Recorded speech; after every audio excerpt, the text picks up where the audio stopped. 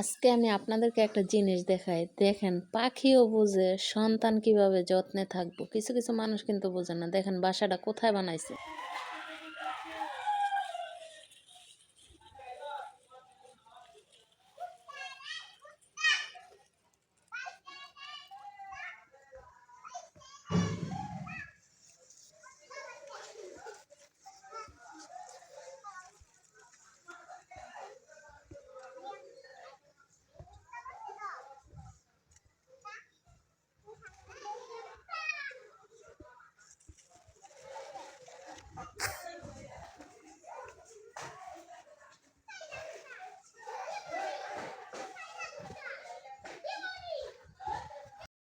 কেমন ছোট একটা গাছের মধ্যে পাখির বাসা বাঁধছে।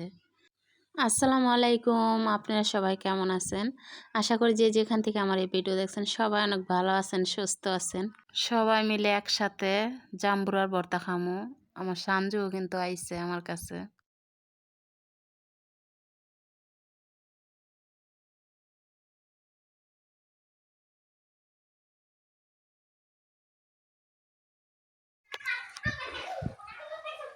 এবার জানালো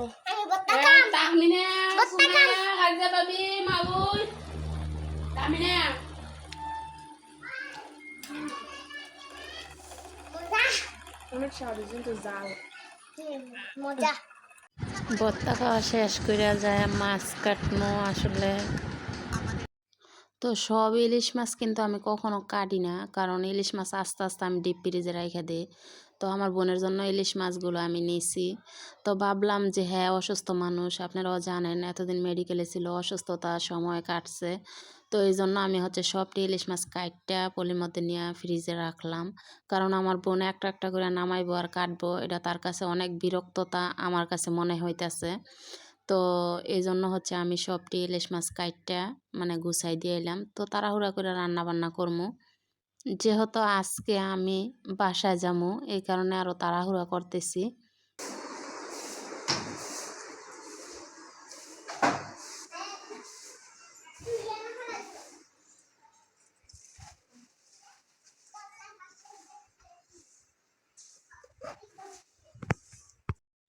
বাসার দিকে রওনা দিছি কথা ঠিক, কিন্তু বোনের কাছ থেকে বিদায় নেওয়াটা মানে আমার কলিজা ছিঁড়া যায়, কিন্তু আমি দেখাইতে পারি না। তো ছোট বোনের কষ্টটা আমি মেনে নিতে আমার অনেক কষ্ট হয়।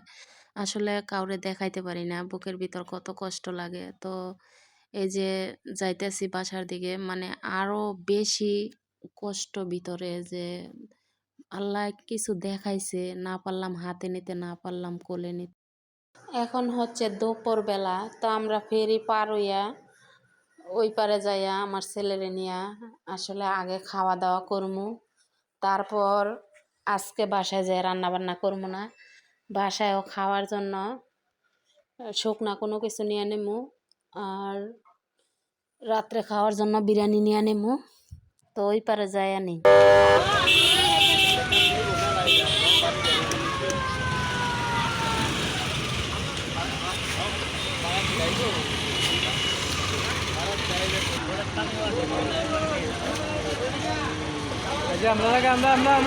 তো এই পারে আসলাম, আমার ছেলে আর আমি খাওয়া দাওয়া করতেছি।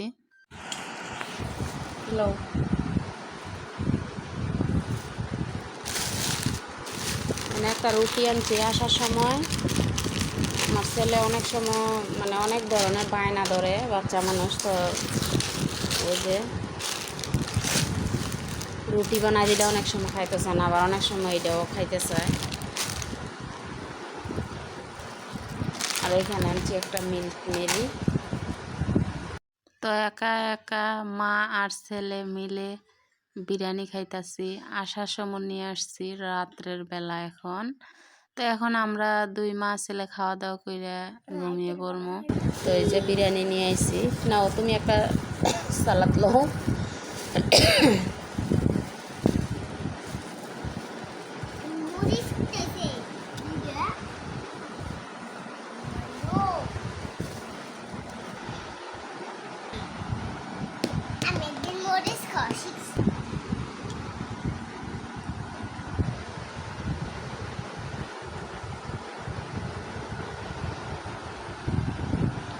খেলা পরে খাও আগে। বিসমিল্লাহ।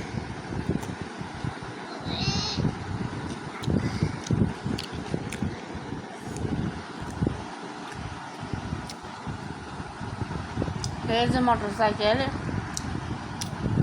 এটা আরো দুইবার দুইটা আনছে, আন্না পরে হারাইছে, তো এখন আবার এটা নিছে।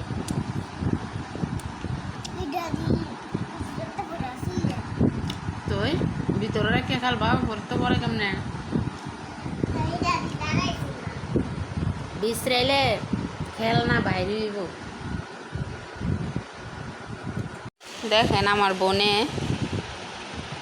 আমরা বাড়িতে গেছিলাম তখন এই যে কি সুন্দর সুপারি দেখছেন আপনাদের সামনে ওই কিনছে।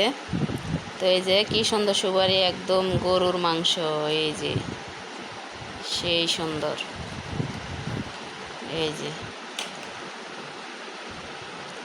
আর আমি জেনে তাহি এই জায়গাতে সুপারি এনে খাইলে সাত, তারপরে দিয়ে ময়লা গুড়ি গাড়া এগুলা। আর এই যে দেখেন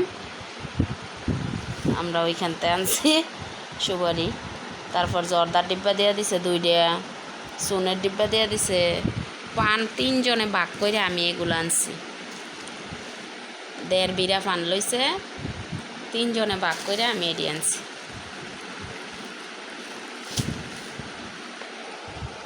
তারপরে খয়ার মানে সব টানে দিয়ে দিছি। তাও অবশেষে বাড়ির মধ্যে আইলাম আজকে আমি।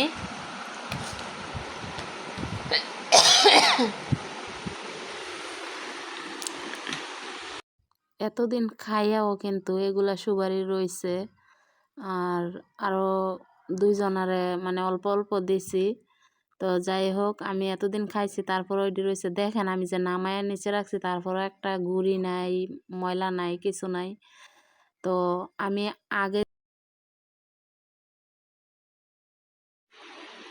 আমি বাসায় যে পানগুলো রেখে গেছি, ওই পানগুলো আপনাদেরকে দেখাই কেমন আছে। যদি ভালো থাকে তাহলে তো খাইতেই পারবো, ফ্রিজটার মধ্যে লাইন নাই।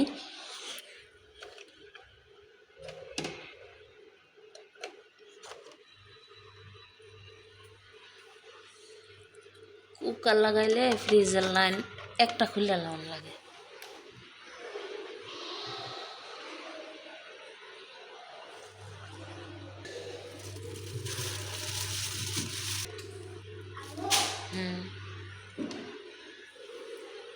যে পানগুলো রাইখে গেছি, ওই পানগুলো দেখেন 1 বিড়া পান আইনা রাইখে গেছিলাম।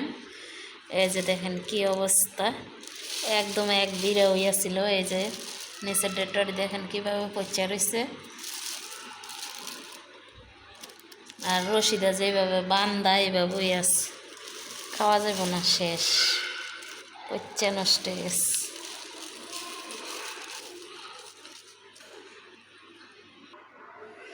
এই যে দেখেন কিভাবে পচা গেছে। এই যে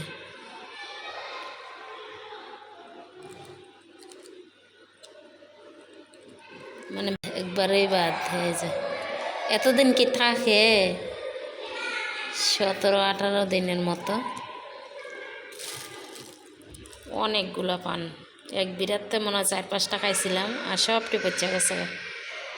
আর আমার বোনে যেটি দিছে এইটি খাইতেছি, আর এগুলো আয়া দেখি এভাবে পচা রয়েছে।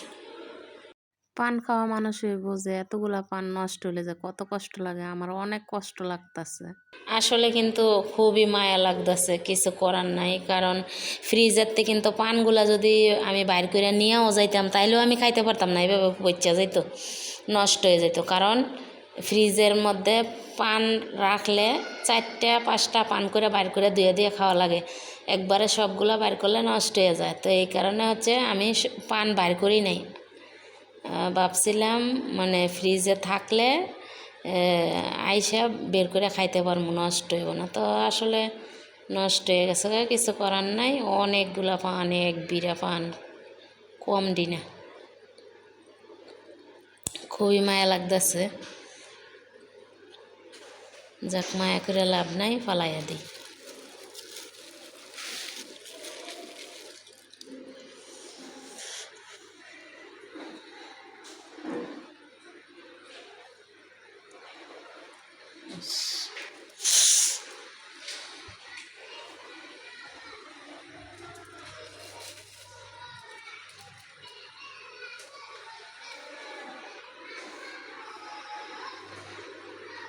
আসলে যে যে জিনিসটা খায় তার কিন্তু এই জিনিসটার জন্য অনেক মায়া হয়, এটাই স্বাভাবিক।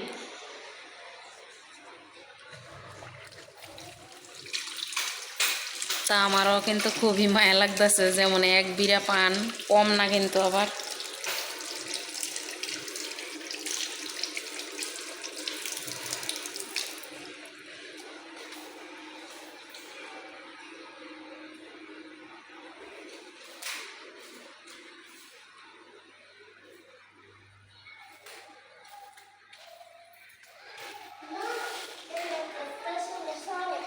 হুম, কত সুন্দর চলে, এটা আবার বের করছো, দেখি কেমন চলে। বাতি জ্বলে না, এমনি জাতা দিয়ে চালাও তো দেখি। না না এমনি না, দেখি দেখি আম্মু দেখায়। এই যে নাও, আর তুমি এমনি এমনি দাও, এমনি দিলে কি হইব? এই যে এই যে আমার ছেলের জন্য স্যুপ নুডলস বানাইছি। এখানে কিন্তু হালকা কোনো মশলা দেওয়া হয় নাই, খালি নুডলসের সাথে যে মশলাটা আছে ওই মশলাটাই দিছি, আর কোয়েল পাখির ডিম। তাই আমার ছেলে এই স্যুপ নুডলস পছন্দ করে, এই কারণে হচ্ছে আমি এইভাবে বানাই। কোয়েল পাখির ডিম এইভাবে সিদ্ধ করে আমার ছেলেরা খাওয়াইলে অনেক কষ্ট হয়, নুডলসের সাথে দিয়ে